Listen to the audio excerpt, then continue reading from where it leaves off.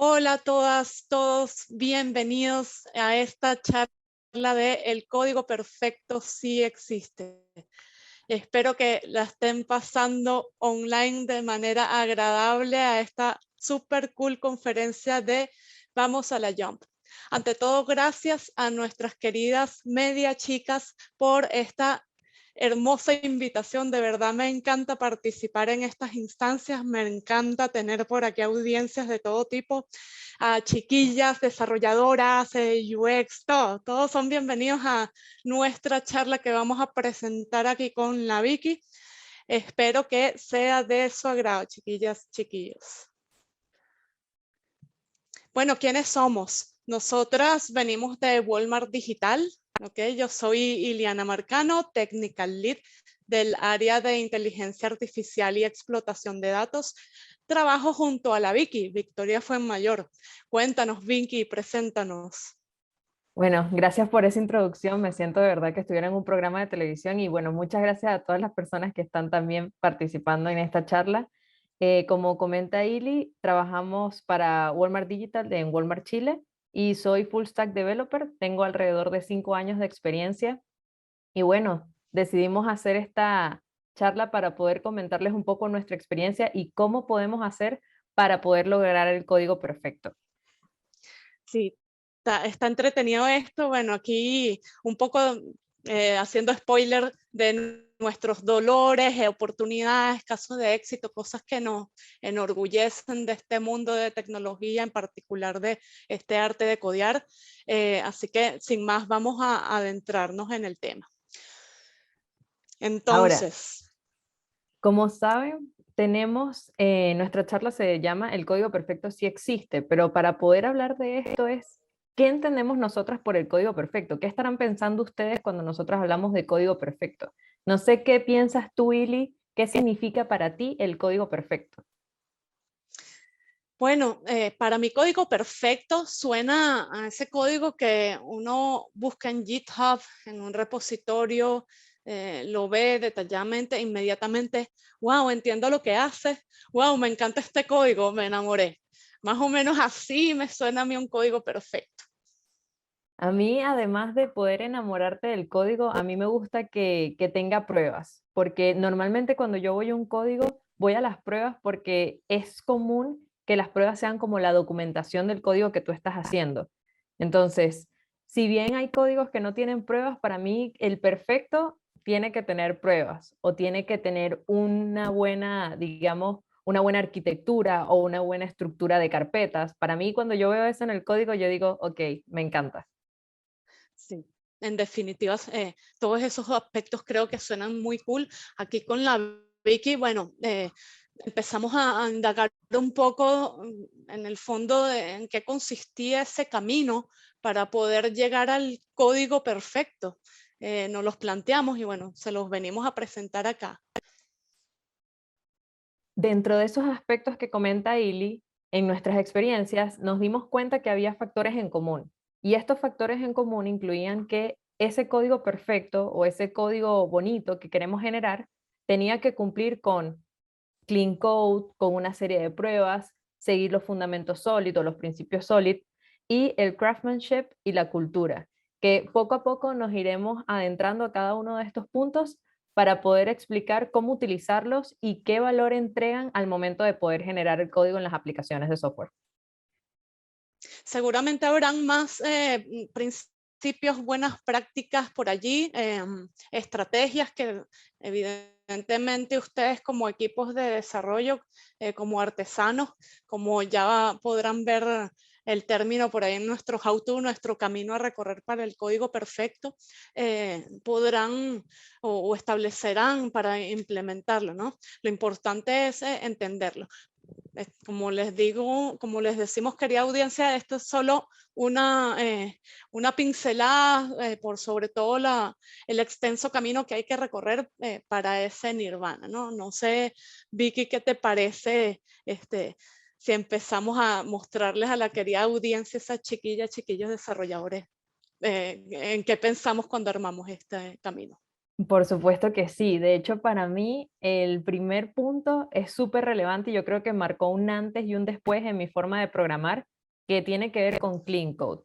Clean Code, por si alguien no lo ha escuchado antes, es un término acuñado en el libro de Robert C. Martin, que el libro lleva por nombre Clean Code también. Este autor también es conocido como Uncle Bob dentro de la comunidad informática. ¿Y qué es lo que explica o qué es lo que expone él en este libro? Una práctica de programación para facilitar la legibilidad del código, la manera en la que tú lo escribes, que prácticamente él dice en su libro, tienes que ver el código como si estuvieras leyendo un libro, como si estuvieras escribiendo una novela.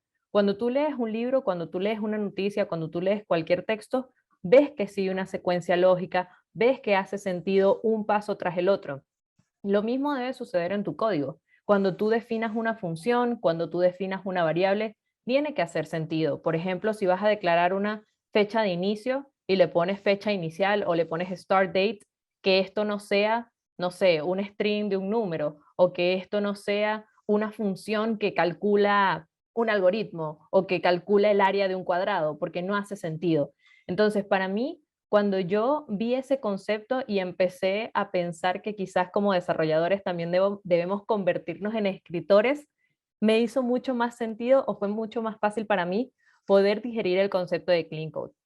Entonces, cuando piensen en eso, piensen que tienen que hacer su código más legible. Pero otro factor u otra métrica que se puede utilizar para poder medir qué tan bien o no está su código se llama digamos, qué rayos significa esto por minuto. Y cuando nosotros pensamos en un qué rayos significa esto, tenemos esta caricatura bien explicativa, que es cuando tú, por ejemplo, empiezas a leer un código y dices, ¿qué rayos es esto? ¿Qué significa esto? Y en base a cuántos más vas diciendo, eso quiere decir que quizás el código peor está. Entonces, puede ser que tú veas una función y dices solo, ay, ¿qué rayos es esto? Y de repente lo lees y dices, ah, ok, ya entendí.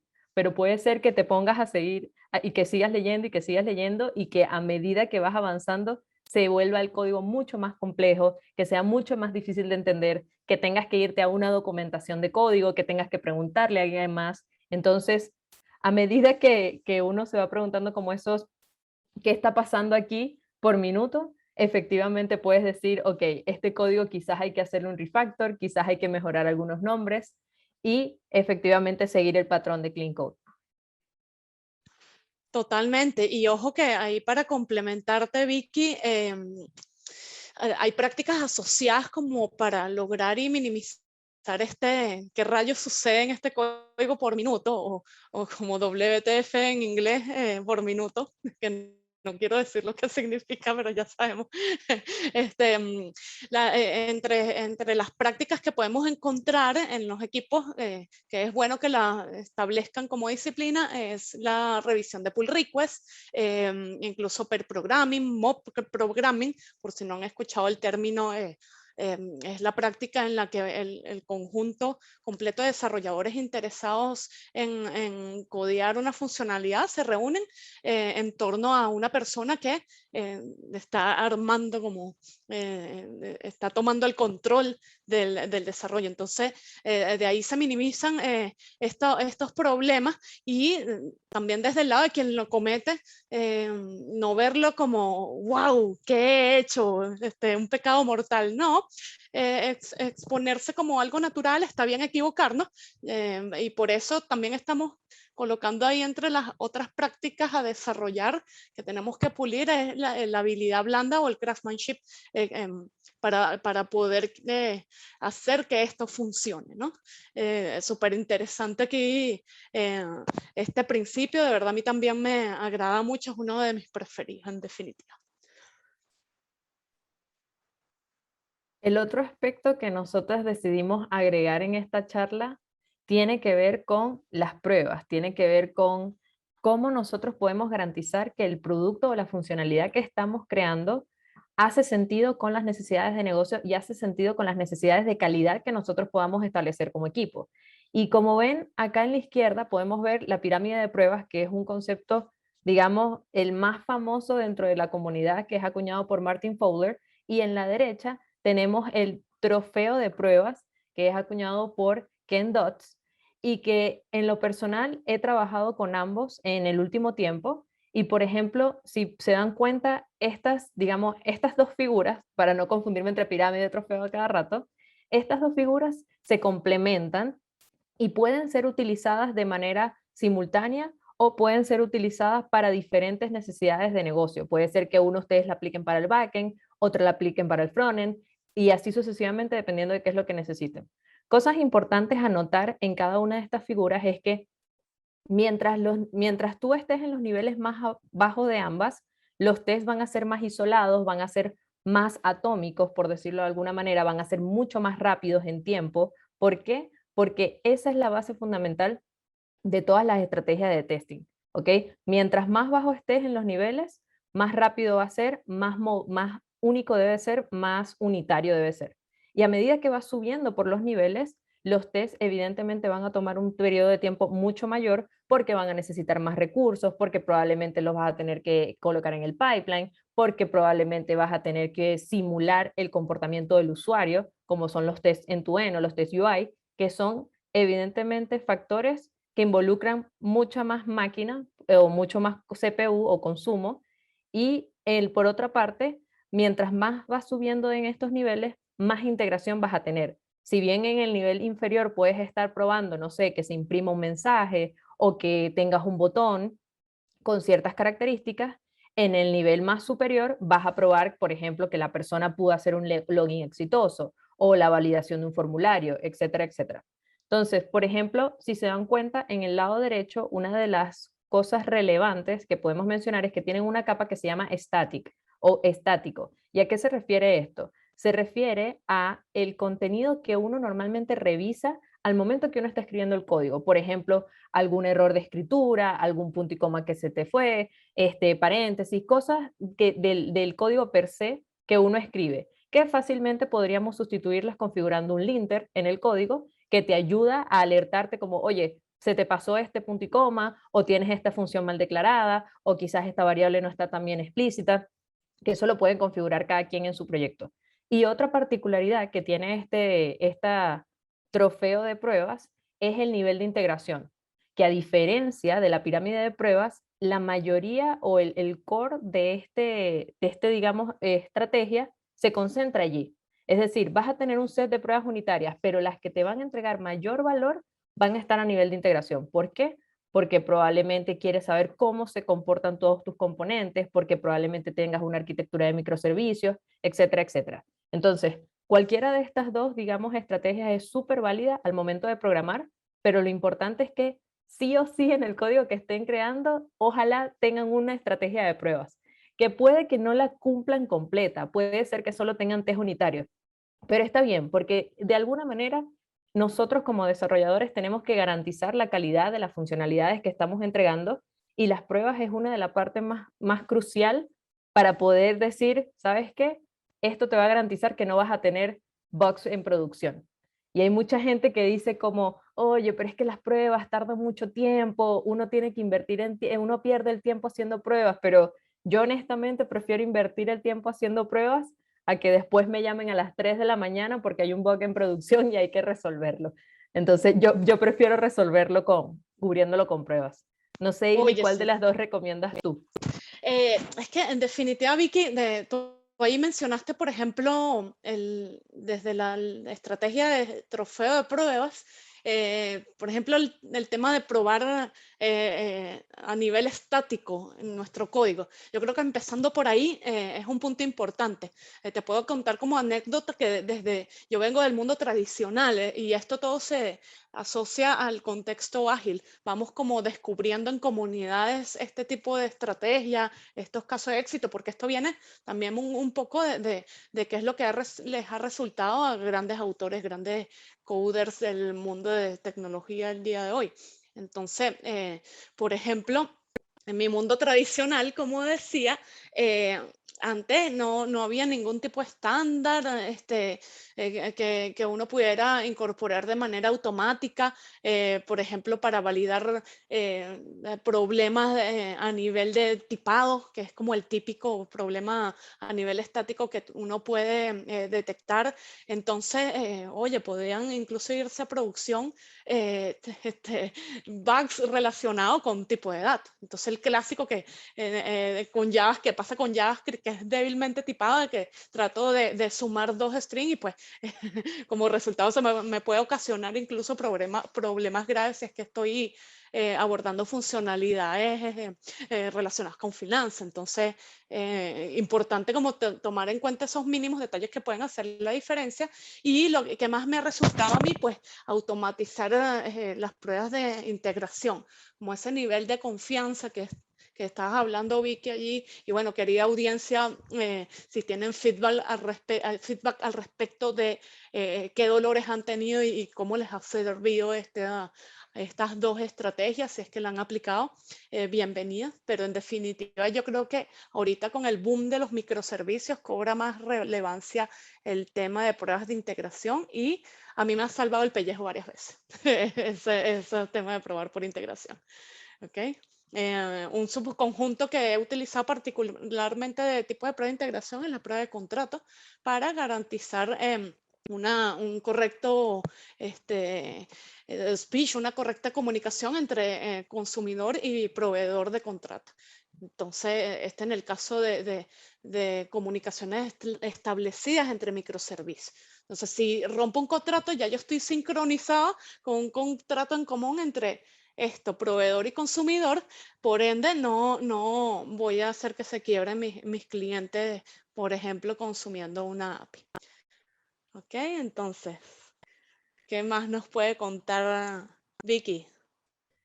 Bien, el otro factor o el otro aspecto que decidimos mencionar aquí son los principios SOLID, que es probable que lo hayan escuchado en el último tiempo. Para mí esto fue un nombre que empezó a cobrar mucha más vida cuando lo empecé a escuchar, cuando me tocaba hacer entrevistas o cuando me hacían entrevistas a mí. Como que todo el mundo ahora pregunta qué son los principios SOLID, si los conoces y si los aplicas. Y la verdad es que más allá de lo que signifiquen y más allá de que sean 5 principios y si los aplicas todos, es para qué sirve. Los principios SOLID en realidad funcionan para que tú puedas generar un producto más escalable y un producto adaptativo. Y como nosotros trabajamos en software, necesitamos que nuestros productos digitales sean así, porque el día del mañana el negocio cambia y tenemos que tener un código que permita que se pueda adaptar esos cambios.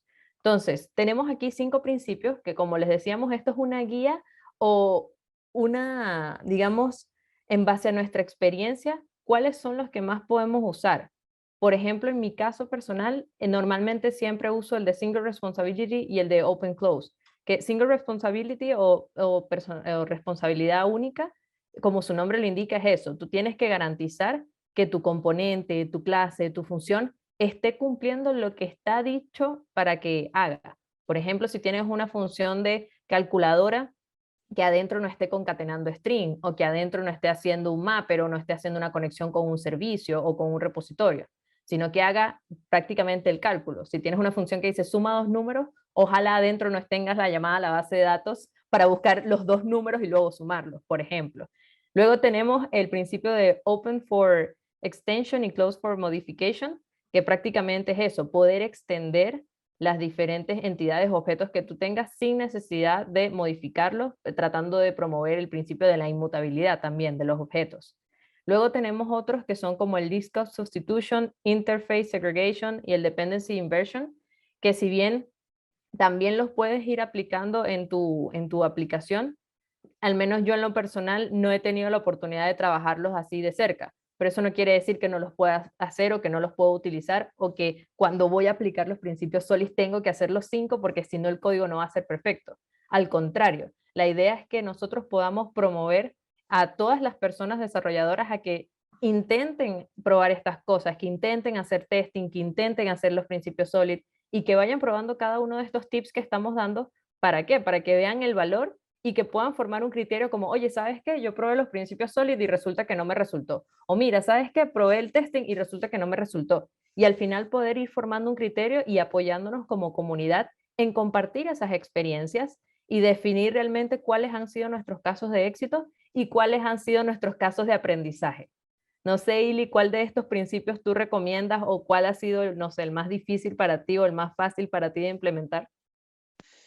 Para mí en conjunto, en lo particular, deberíamos luchar, así como tenemos el nirvana del código perfecto, como esa visión a realizar como para sentirnos, uff, ya, puedo morir en paz. El Solid debería como tratar de implementarse por completo.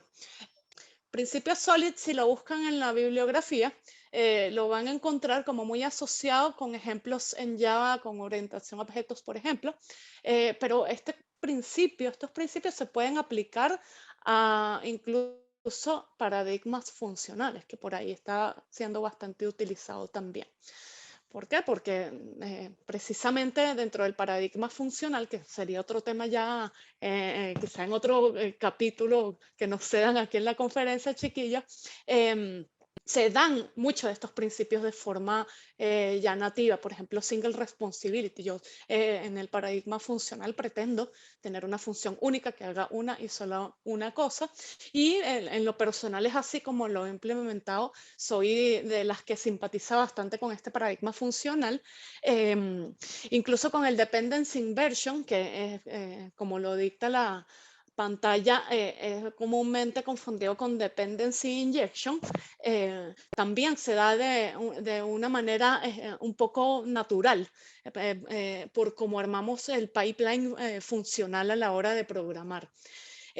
Algunos otros tienen que verse como en casos particulares, no en cada componente o en cada nivel de nuestra aplicación vamos a estar aplicando los 5 principios, sino que es garantizar que dentro de todo el código, si es que hay una parte de nuestro programa que está siendo candidato para evaluar si estamos cumpliendo con el principio, entonces, por favor, apliquémoslo por la sanidad y la perfección de nuestro código. ¿Okay? Ejemplo de estos casos particulares sería el interface segregation. ¿Okay? Esto se da en el caso de que yo estoy exponiendo precisamente un contrato en el que entonces no debería exponerle al cliente más de lo que necesite recibir como consumidor. Eso podría decirte en mi experiencia, Vicky.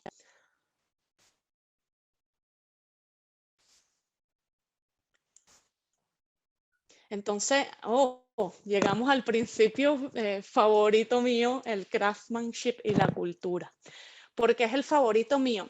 Yo particularmente siento que este último principio que estamos plasmando aquí es el más importante o quizás el que más tiene sentido que sea la base de todas estas estrategias o todo este camino que podríamos tomar para llegar al código perfecto. Entonces, ¿qué es el craftsmanship?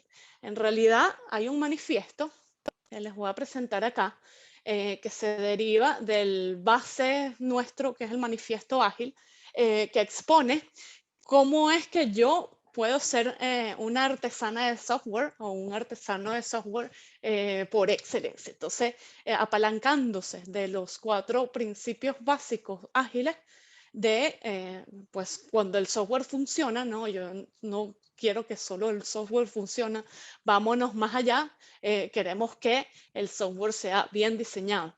Y así con cada uno de los principios, queremos agregar el valor constantemente. El tema de la comunidad, que es uno de mis principios favoritos.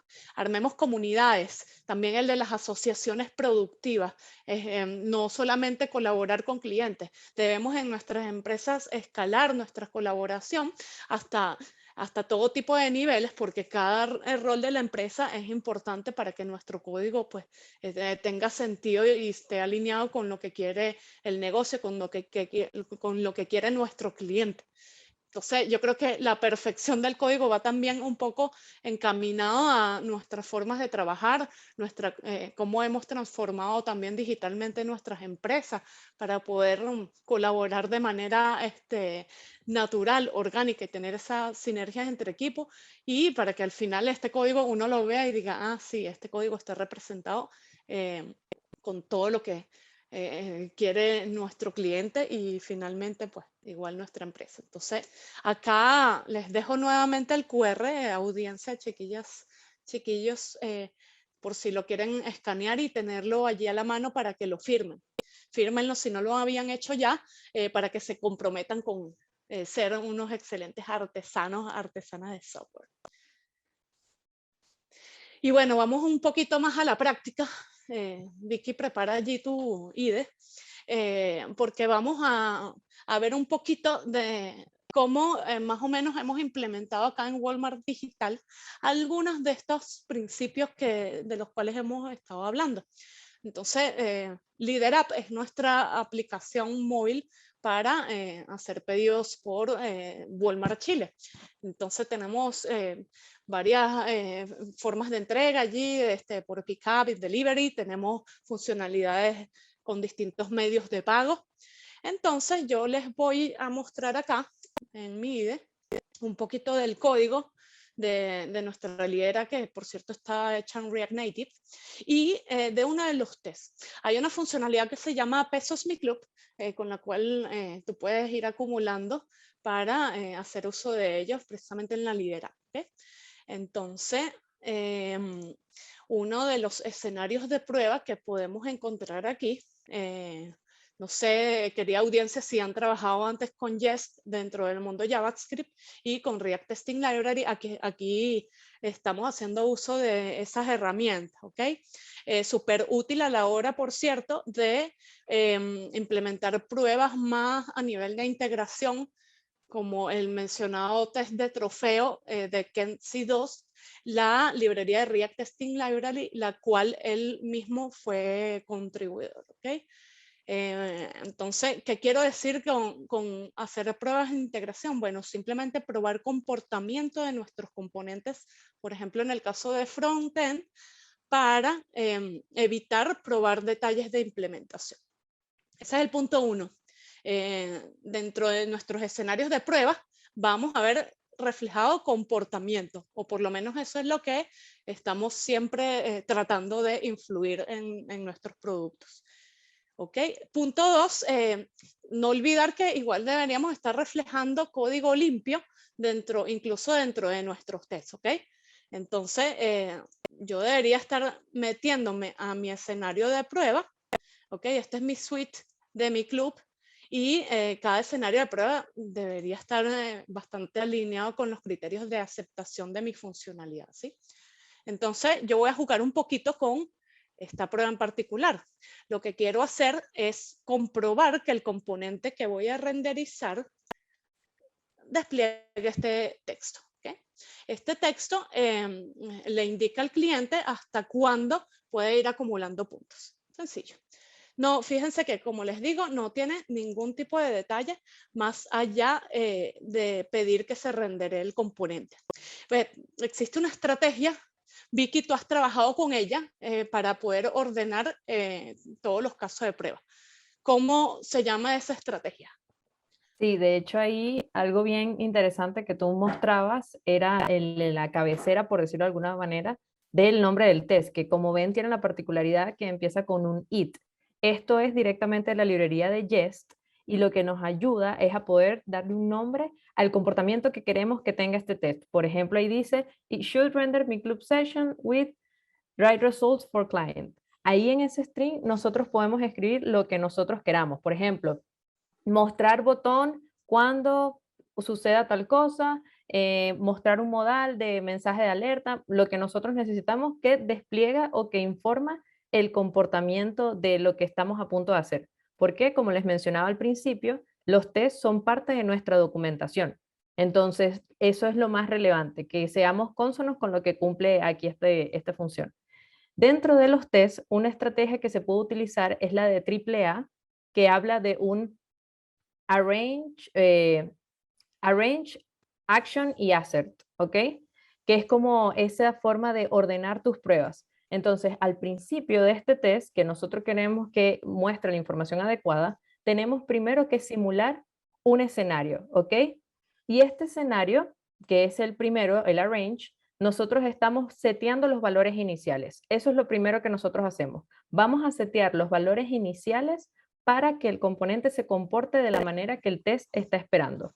Luego, hacemos un comportamiento de action, que este action puede ser hacer clic en un botón, renderizar el componente o cualquier otro tipo de acción, que lo podemos ver ahí, la Ili lo está resaltando, que nosotros en este caso estamos renderizando este componente con esos valores iniciales. ¿Y qué es lo que vamos a hacer después? Vamos a hacer un assert, que en este caso con la librería de Jest son los expect, y lo que nosotros hacemos es confirmar que lo que nosotros estamos esperando que suceda después de esos valores iniciales y después de esa acción sea lo correcto. Entonces, esa es la manera, digamos, más común en la que se organizan los tests y que efectivamente entregan un nivel más de organización. Porque, por ejemplo, imagínense que nosotros no tuviéramos variables declaradas o que los tuviéramos en diferente orden, quizás se hace un poco más complicado el tema de hacerle un seguimiento al código o de la legibilidad del mismo.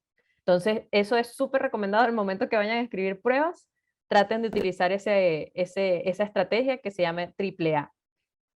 Y bueno, que no lo hemos mencionado, el TDD Test Driven Development también es súper bueno tener como estos principios tanto de organización como de clean code y de, como les decía, ocultar, digamos, los detalles de implementación, porque así, si estoy empezando por las pruebas, voy a empezar, por ende, a hacer código en la prueba en alto nivel para que entonces empiece a fallar, empiece a construir los detalles en el código como tal y voy continuando con la siguiente prueba, ¿no?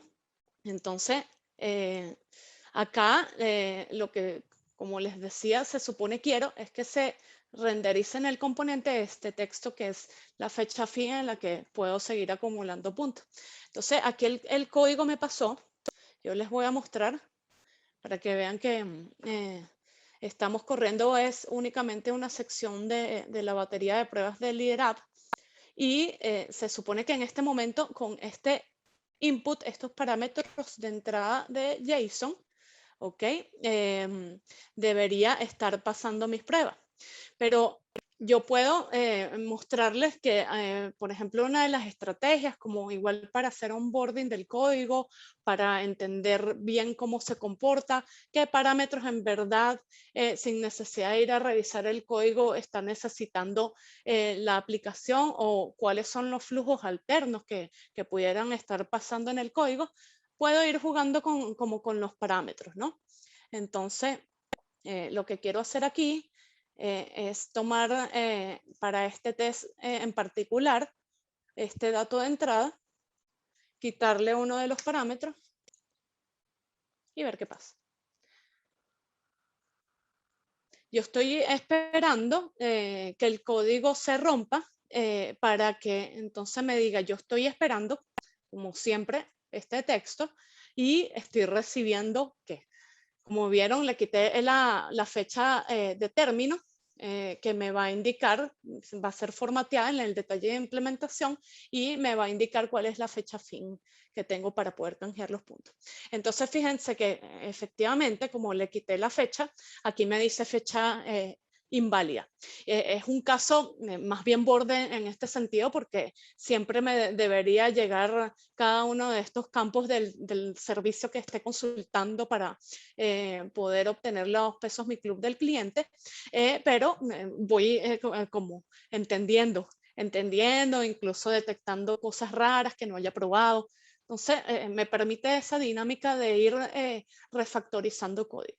También nótese, querida audiencia, chiquillas desarrolladoras y chiquillos, la estructura en particular que tenemos para las carpetas del código, que nosotros utilizamos como ya les venía diciendo React Testing Library con components.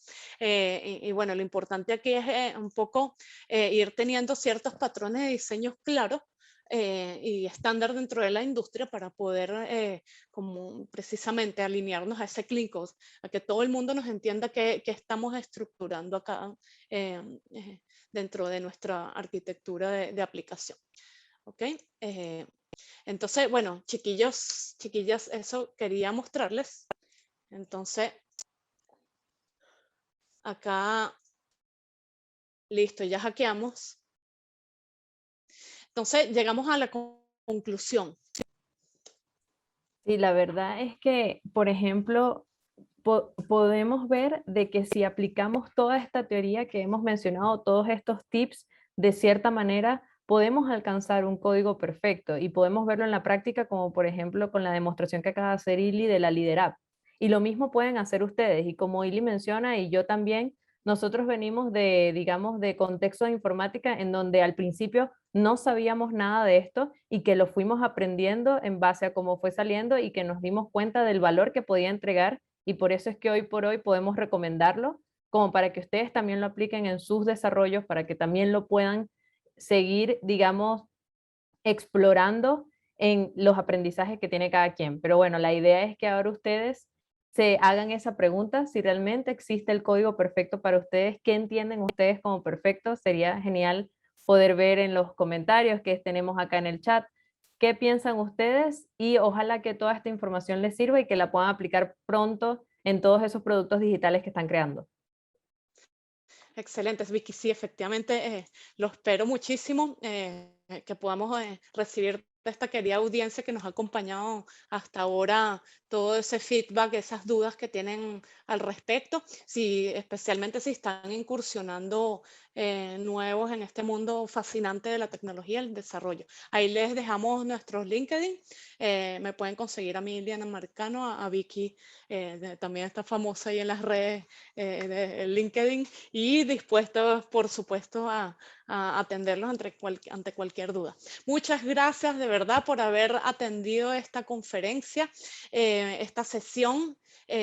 Sigan nomás, espero sigan disfrutando la conferencia Vamos a la Jump, y de nuevo gracias Media Chicas por este espacio que nos han provisto. Que esté muy bien. Muchas gracias a todos.